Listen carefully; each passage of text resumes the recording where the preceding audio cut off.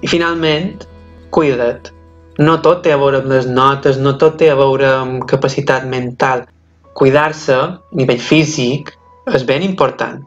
Menja bé, primer de tot. Dieta variada, equilibrada, la piràmide nutricional, totes aquestes coses. Dorm 8 hores, especialment quan creixeu.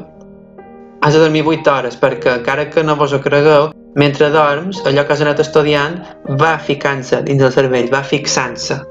Si tu no dorms les hores que toca, no atens bé, els teus ritmes no estan com toca i per molta feina que facis, aquesta feina no sortirà tan bé com si estàssim descansat. Per tant, no te'n vagis a dormir a les 3, intenta dormir 8 hores. Si no pots 7, però 8 és el número redó. Descansa.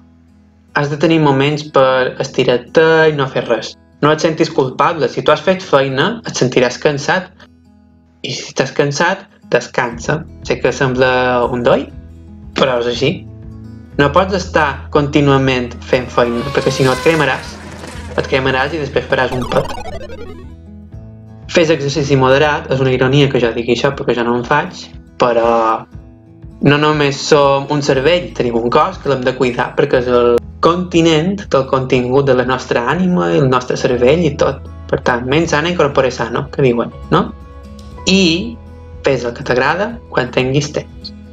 Una vegada hagis acabat els exàmens, una vegada hagis acabat les coses fortes, quan tinguis un momentet, passa-t'ho bé.